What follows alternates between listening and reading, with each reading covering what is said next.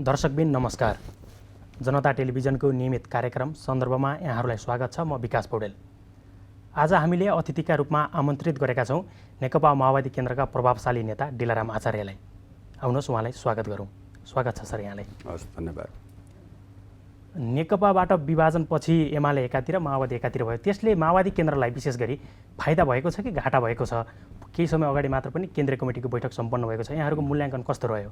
अलिकति त्यहाँबाट जाउँ न। नै यसो अब व्यक्ति विशेष पार्टी विशेषको कुरा भन्दा पनि माथि के हो भने देशको कुरा हो। नेकपा विभाजनले समग्रमा भन्दाखेरि देशलाई घाटा भएको छ। किनभने देश एउटा कम्युनिस्ट पार्टीले 6 सालदेखि विभिन्न उतार चढाव सङ्घर्षका विभिन्न रूप हुँदै यहाँसम्म आउँदाखेरि जनताको जीवनमा परिवर्तन गर्ने जुन उद्देश्य राखेको थियो, नेकपा एक ठाउँमा हुँदाखेरि ती उद्देश्यहरू व्यावहारिक रूपमा लागू हुने ठाउँमा, लागू गर्न सक्ने ठाउँमा हामी पुगेका थियौँ। त्यसले गर्दाखेरि त्यसको जुन विभाजन हो त्यो विभाजनले समग्रमा देशलाई नोक्सान पुगेको छ। र अब हाम्रो पार्टीकै कुरा गर्ने भने पार्टीलाई पनि धेरै ठुलो नोक्सान भएको छ। किनभने तत्कालीन एमाले र माओवादीको बिचमा जुन पार्टी एकता भएको थियो, त्यो पार्टी एकता एकले अर्कोलाई फसाउनको निम्ति, अल्झाउनको निम्ति, एकले अर्कोलाई खानको निम्ति भन्दा पनि दुईटा शक्तिशाली कम्युनिस्ट पार्टी एक ठाउँमा भएर नेपाली जनताको जीवनमा जुन एउटा गरिबी छ, अभाव छ, त्यसबाट समाजलाई माथि उकास्नको निम्ति एकता भएको थियो। एकतापछि सरकार सञ्चालनमा बसेका साथीहरूले तदनुरूप काम गर्न सकेनन्, या ती हामीले 6 सालदेखि उठाउँदै आएका मुद्दाहरूप्रति भन्दा अन्यत्र एउटा चाहिने ध्यान बढ्यो। त्यसले गर्दाखेरि एउटा घाटा त्यो लाग्यो। समग्रमा आन्दोलनलाई घाटा लाग्यो। अब व्यक्ति विशेषको कुरा बेग्लै हो। जस्तो केही समय पहिला मात्र केन्द्रीय कमिटीको बैठक पनि सकिसकेको छ। देशको वाम आन्दोलनमा त यसले घाटा पुगेको मान्न सकिएला, तर माओवादी केन्द्रभित्र समीक्षा के भएको छ भन्दा यसले फाइदा पुगेको छ भन्ने प्रकारले पनि समीक्षा भएको छ गत स्थानीय तहको निर्वाचनको परिणामलाई हेरेर पनि। त्यसका अलावा माओवादी केन्द्रभित्र अरू आफ्नै पार्टीभित्रका विभाजन, पार्टीभित्रका गुटबन्दी लगायतका कुराले पनि माओवादी केन्द्रले केही क्षति त छ। यो समग्र विषयमा हेर्दा तपाईँहरू वाम ध्रुवीकरणतिर लाग्नुपर्ने आवश्यकता अहिलेको केन्द्रीय कमिटी बैठकमा उठिसकेका छ कि अझै केही समयलाई थाँती नै छ? नै यसो विभाजनबाट बेठिक भयो, के अरे विभाजनबाट फाइदा भयो भन्ने निष्कर्ष त हामीले निकालेका छैनौँ। तर हाम्रो कुरा के हो भन्दाखेरि त्यो एकता नै चाहिने के थियो भन्दाखेरि बेठिक थिएन। खास गरेर 8औं महाधिवेशनको निर्णय के हो भने एकता बेठिक थिएन। त्यसलाई कार्यान्वयन गर्ने दौडानमा कमी कमजोरीहरू भए। ती कमी कमजोरीहरू विभिन्न रूपमा देखा परे, सदनको विघटन आदि इत्यादि विभिन्न रूपमा देखा परे। अब त्यसका एउटा पाटा पक्ष त छँदैछ, तर जुन कम्युनिस्ट नेकपा बनाएर जुन चाहिने देशलाई एउटा वामपन्थीहरूले देखेको सपनाको आधारमा त्यो जीवन व्यवहारमा लागू गर्ने ठाउँमा पुर्याउने जुन कुरा थियो, त्यसो गर्ने त्यो पहलकदमी बेठिक थिएन भन्ने निष्कर्ष नै महाधिवेशनको पनि हो। अहिले पनि हाम्रो निष्कर्ष त्यही हो। विशेष गरी केही समय अगाडि केन्द्रीय कमिटी बैठक सकिसकेको छ। पार्टीभित्रको आन्तरिक राजनीतिलाई लिएर पार्टीमा केही गुटबन्दी पनि देखिन्छ, त्यसलाई लिएर चाहिँ कस्तो प्रकारको समीक्षा भएको छ यो विषयलाई पनि? हाम्रो पार्टीमा प्रकट रूपमा गुटबन्दी छैन। भित्रभित्र त्यो भुसको आगो जस्तो त भइहाल्छ। के हो भन्दाखेरि या त पार्टी चाहिने समग्रमा सङ्घर्षमा जानुपर्छ। अब अलि शान्तिपूर्ण प्रक्रियामा हुँदाखेरि यस खालको वातावरण त छँदैछ। तर हाम्रो समस्या मूल रूपले गुटबन्दीको समस्या होइन। मूल रूपले हाम्रो समस्या के हो भने हामीले जुन खालको राजनीति बोकेका छौँ, देशलाई समानता र न्यायको ठाउँमा पुर्याउने जुन भनिरहेका छौँ, त्यो पुर्याउने ठाउँमा हाम्रो कुरा के हो भन्दाखेरि त्यो कुरालाई लागू गर्नको निम्ति जुन चेतना स्तरको पार्टी चाहिन्थ्यो, जुन उच्च चेतना स्तर पार्टीभित्र चाहिन्थ्यो, त्यो दिशामा हाम्रो काम अलिक कम भएको छ। पार्टीले 8औं महाधिवेशनले पास गरेको राजनीतिले एक खालको स्पिडको माग गर्छ भनेदेखि हामी त्योभन्दा अलि ओरै चाहिने अल्झिरहेका छौँ, अल्मलिरहेका छौँ भन्ने निष्कर्ष नै अहिलेको चाहिने केन्द्रीय समितिको निष्कर्ष हो। अलिकति मैले इङ्गित गर्न खोजेको विशेष गरी मध्य प्रदेशमा थियो। मध्य प्रदेशका इन्चार्जले आफ्नो धारणा राख्ने बेलामा भन्नुभएको छ कि पार्टीभित्र असुहाउँदो प्रकारको गुटबन्दीले विशेष गरी मध्य प्रदेशमा चाहिँ ठुलो क्षति भएको छ भन्ने कुरा छ। यो विषय चाहिँ खास गरी कसरी उठ्यो केन्द्रीय कमिटीमा र अध्यक्षले यसलाई सम्बोधन कसरी गर्नुभयो? अन्य नेताहरू जो माथि आरोप लागेका थिए, विशेष गरी भनौँ न त्यहाँ मातृका यादव र नारायण काजी श्रेष्ठ पक्षबीच अलिकति क्ल्यास देखिन्छ, त्यो विषय चाहिँ कसरी उठ्यो? यो विषयलाई अलिकति उठान गर्न खोजेको नै। यसको बारेमा आज बिहानै पनि स्थायी कमिटीको बैठकले हाम्रो पार्टीको अनुशासन आयोगका प्रमुख कामरेड टङ्कर राईको अध्यक्षतामा 3 सदस्यीय एउटा कमिटी बनाएर 15 दिनभित्र रिपोर्ट ल्याइ पुर्याउने र खास गरेर जुन जुन ठाउँमा पार्टीका केन्द्रीय तहका नेताहरूमाथि चाहिने आरोप आएको छ, ती ठाउँको 15 दिनभित्र चाहिने रिपोर्ट पुर्याउने भन्ने कुरा भएको छ। र मधेसमा जुन मुद्दा उठेको छ भनेर तपाईँले भन्नुभएको छ, त्यो पनि यसैभित्र आउँछ। अब त्यो आरोप लगाइसकेपछि हामीले चाहिने यो वा त्यो पक्षमा यो ठिक बेठिक भन्ने कुरा भएन।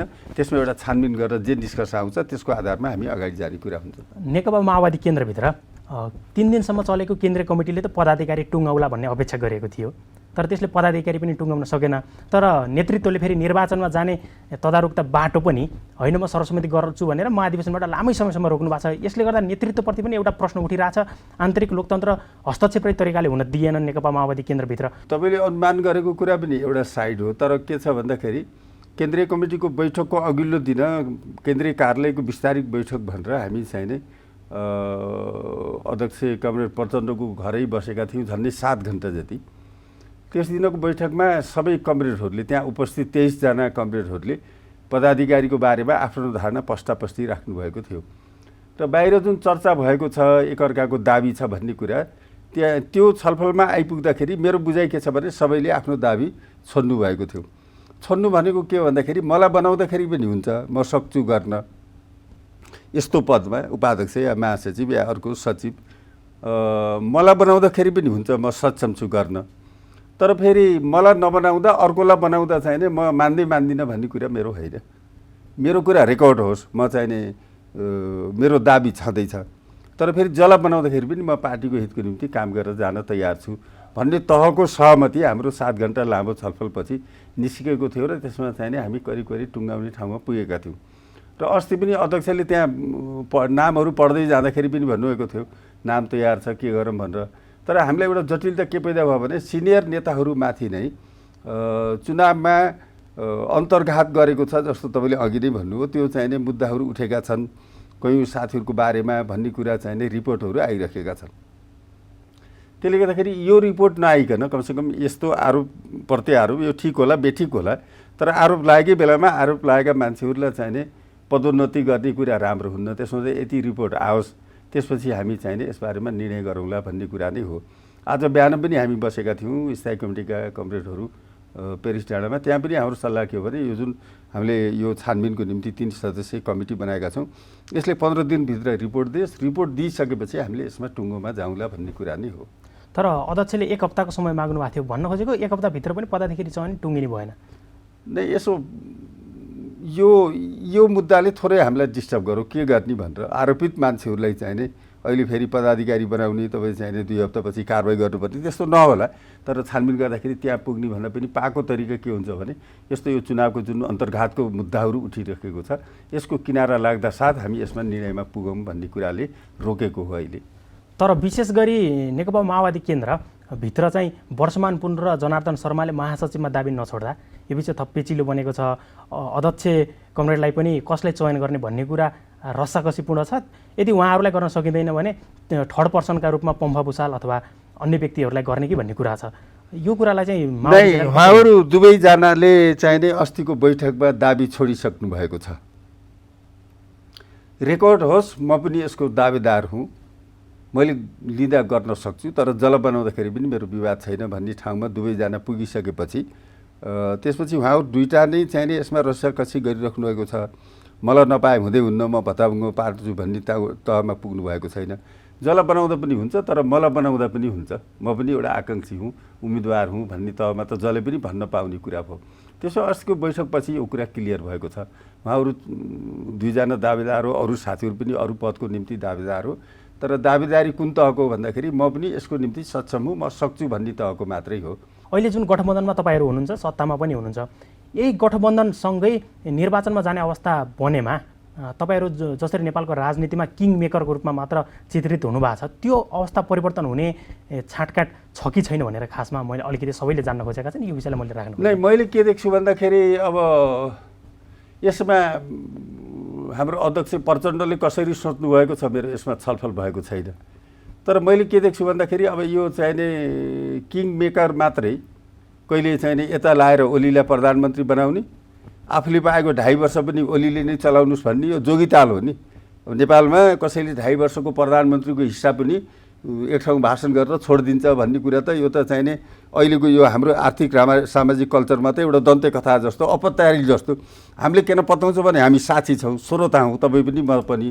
तपाईँ त मिडियाकर्मी होला, 10चोटि तपाईँले दोहोऱ्याएर भन्नुभए पनि होला, हामीले पत्याउँछौँ। तर यो कुरा थाहा नपाउने मान्छेलाई भन्ने हो भने यो अपत्यारिलो कुरा गर्ने जुन तरिका छ एक।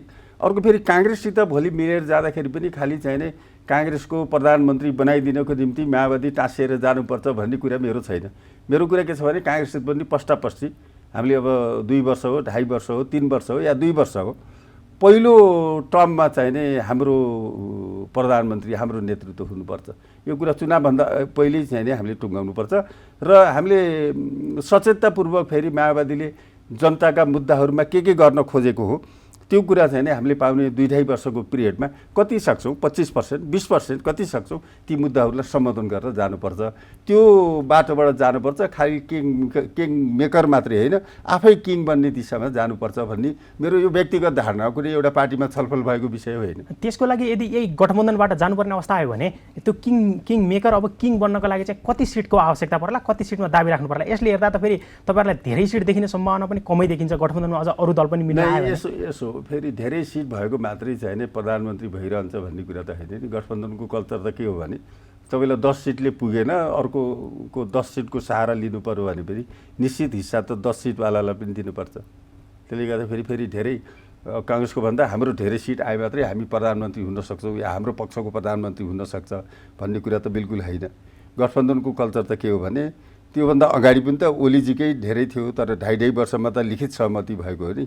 यद्यपि एउटा सन्दर्भमा पार्टीभित्रको विग्रह चाहिने नमचियोस् भनेर प्रचण्डले त्यसलाई छोडिदिनु भयो, त्यो कुरा उहाँको महानता हो।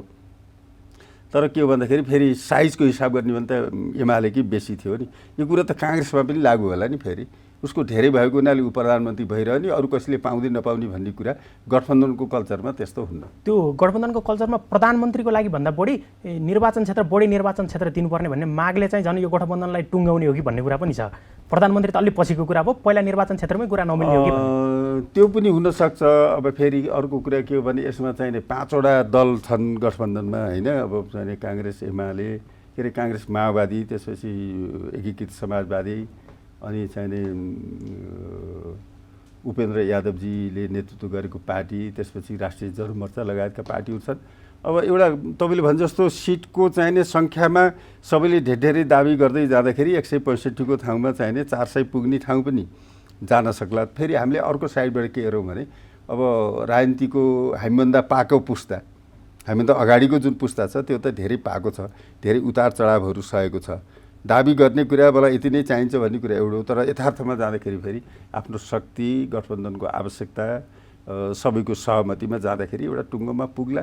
सामान्य कम बेसी गर्दै जाँदाखेरि त काङ्ग्रेसको अलिक ठुलो भाग होला, त्यसपछि दोस्रो भाग चाहिने उसको होला, के अरे माओवादीको होला, त्यसपछि एकीकृत समाजवादीको अलि होला, त्यसपछि चाहिने उपेन्द्रज्यूको अलिकति होला, त्यसपछि यस हिसाबले जाला।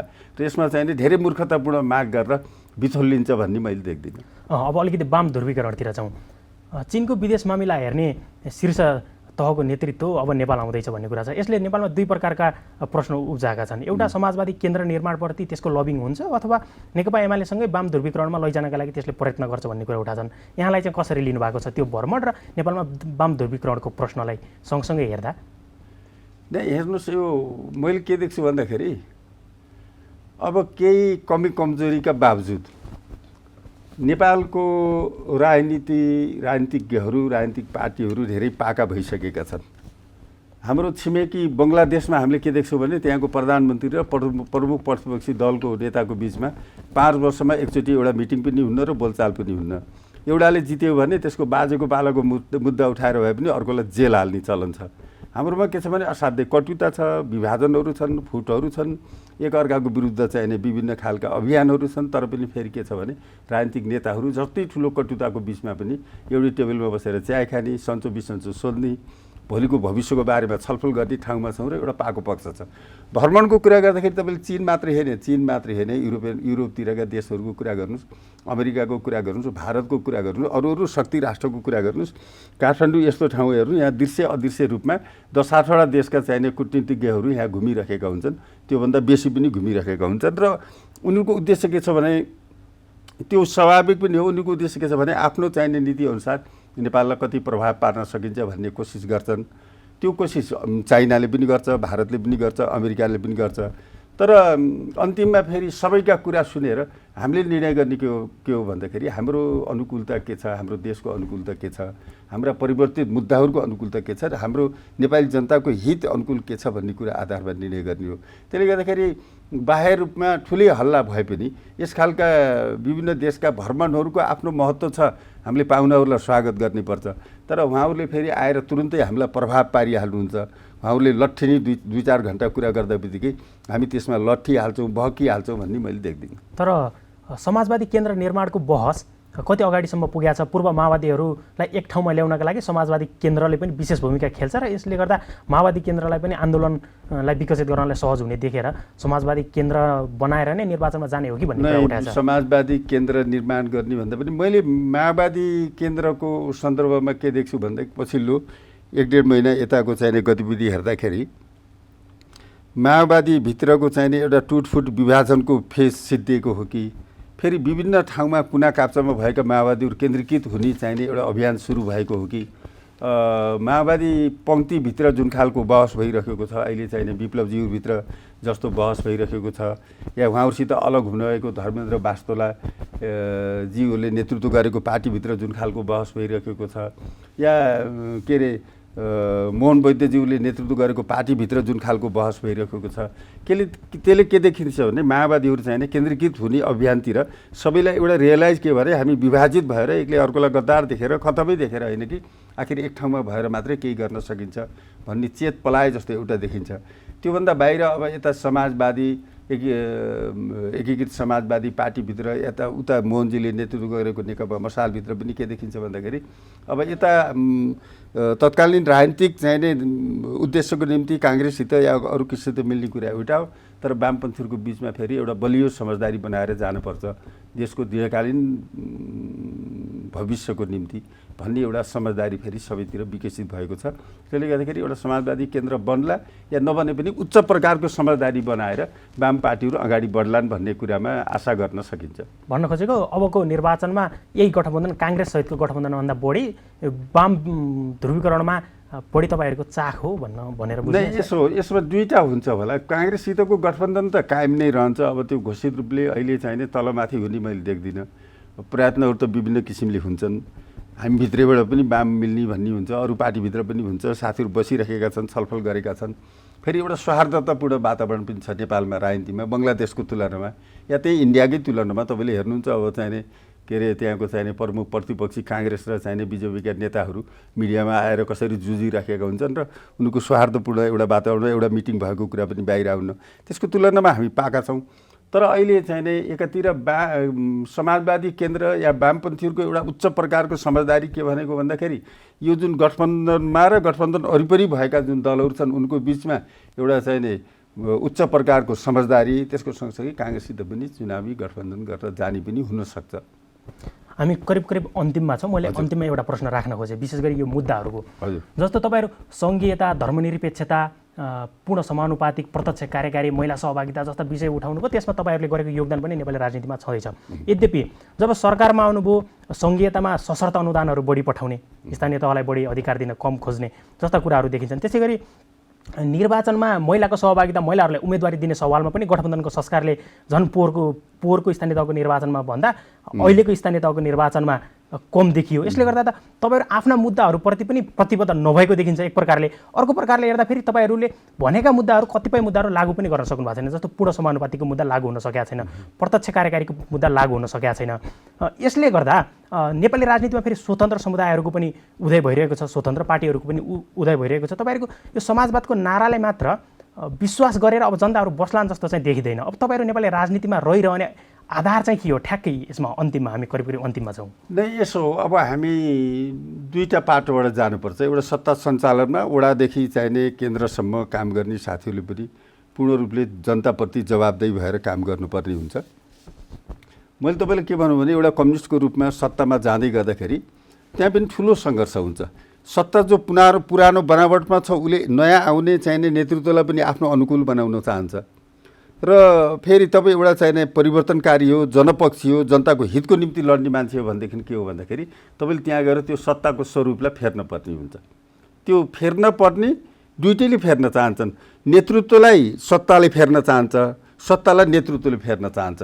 त्यो लडाइँमा के हो भन्दाखेरि हामीले चाहिने कहीँ न कहीँ त्यो लडाइँको एउटा डिमार्केसन के अरे लक्ष्मण रेखा कोर्न सकेनौँ कि हाम्रा प्रतिनिधिहरूलाई, चाहे तपाईँले मन्त्रीको कुरा गर्नु चाहे वडा अध्यक्षको कुरा गर्नुहोस्, हाम्रो डिमार्केसन यो हो, योभन्दा हामी उता जान्नौँ, हामी यहाँसम्म बदलेर जान्छौँ भन्ने दिशामा जान नसक्ने, त्यस्तो डिमार्केसन लाउन नसक्ने हाम्रो कमजोरी हो कि किनभने अहिले पनि तपाईँले चाहिने परिवर्तनकै कुरा गर्नुहुन्छ भने कम सरदरमा गाउँपालिकामा अहिले चाहिने 50 करोड जति पैसा गएको छ एउटा गाउँपालिकामा। त्यो गाउँपालिकामा कति मान्छे होलान्? 20-30 हजार, 30 हजारभन्दा माथि जनसङ्ख्या नहोला। अनि त्यो तिनका घर कति होलान्? 3 हजार, 4 हजार, त्यहाँभन्दा बेसी नहोला। अनि त्यहाँको जनजीवन बदल्ने कुरामा हामी केन्द्रित भएर हाम्रा प्रतिनिधिहरू, यो पार्टी नभन्नुहोस्, हाम्रा 773 प्रतिनिधिहरू त्यहाँको जनताको जीवन कसरी बदलिन्छ भन्ने कुरामा केन्द्रित छन् कि पहिला जसरी काम भएको छ त्यसैमा चाहिने केन्द्रित छन् भन्दाखेरि पहिला जस्तै काममा केन्द्रित छन्। उनीहरू नयाँ किसिमले जान सकिरहेका छैनन्।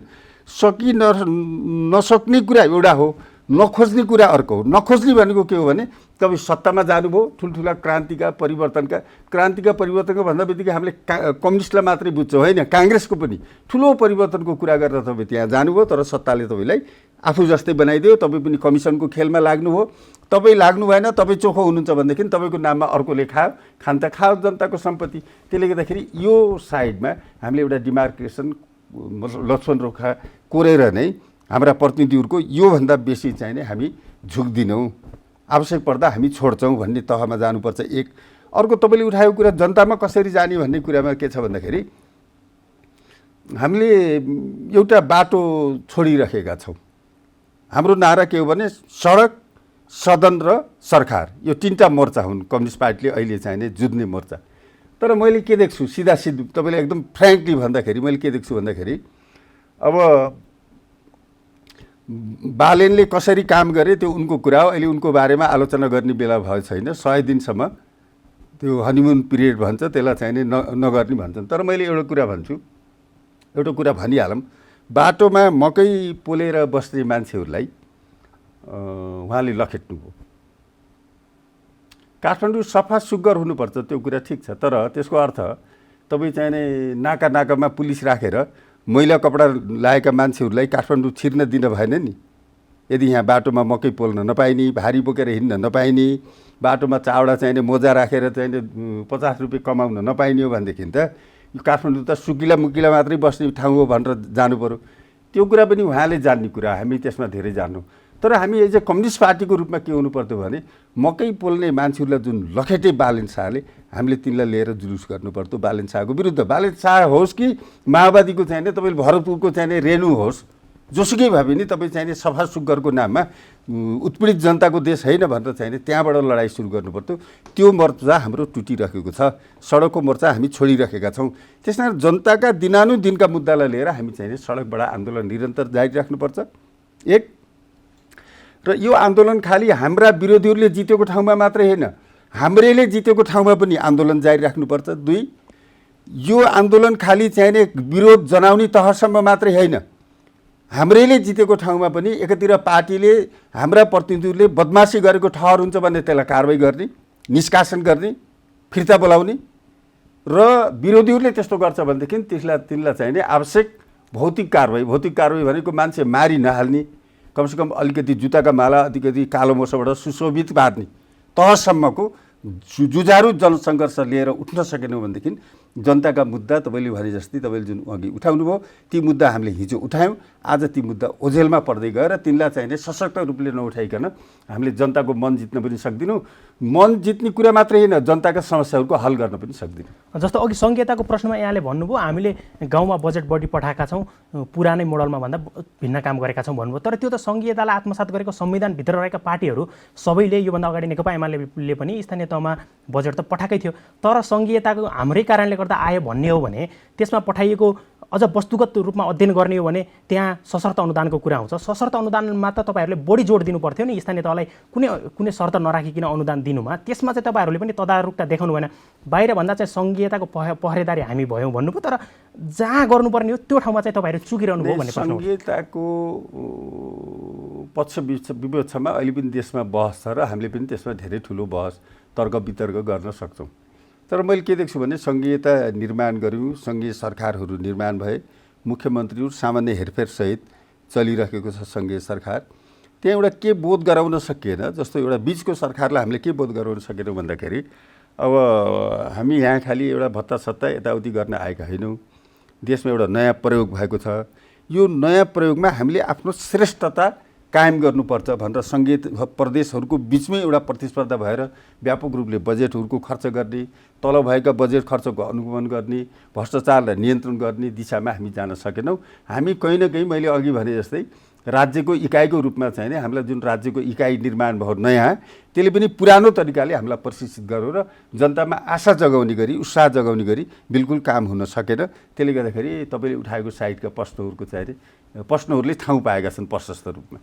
त्यसलाई हल गर्ने तरिका के हो भन्दाखेरि हामीले एउटा चाहिँ जिम्मेवारी बोधका साथ हामी एउटा नयाँ प्रयोगमा छौँ र यसलाई सफल पार्नको निम्ति हामीले यो 1, 2, 3 आजका मुख्यमन्त्री साथीहरूले पनि 1, 2, 3 यी मुद्दा चाहिँ हामी सम्बोधन गरेर जानुपर्छ भन्ने साइडबाट एउटा राजनीतिज्ञको हैसियतले, एउटा कम्युनिस्ट या काङ्ग्रेस एउटा लामो पृष्ठभूमि भएको हैसियतले आफ्नो उद्देश्य लिएर त्यहाँ लागू गर्ने भन्दा पनि त्यहाँ बनाऊ एउटा चाहिने मुद्दाहरू जुन छन्, ब्युरोक्रेसीले जुन एउटा चाहिने सञ्जाल बनाएको छ, त्यो सञ्जालभित्र लटपटिनी बाहेक धेरै उल्लेख्य काम भएको मैले देख्दिनँ। हस्, यहाँको समय र संवादका लागि धन्यवाद। हस्, धन्यवाद। दर्शकबिन, आज हामीले कुराकानी गऱ्यौँ नेकपा माओवादी केन्द्रका प्रभावशाली नेता डिलाराम आचार्यसँग। उहाँसँग विशेष गरी नेकपा माओवादी केन्द्रको हालसालै सम्पन्न भएको केन्द्रीय कमिटीको बैठक र त्यसले पनि पदाधिकारी चयन गर्न नसकेपछि माओवादी केन्द्र कसरी अगाडि बढिरहेको छ लगायत माओवादी केन्द्रले उठाउँदै आएका विषयवस्तुहरूमा केन्द्रित भएर कुराकानी गऱ्यौँ। आजका लागि सन्दर्भको समय पनि सकिसकेको छ। म लगायत सम्पूर्ण प्राविधिक समूहलाई बिदा दिनुहोस्। नमस्कार।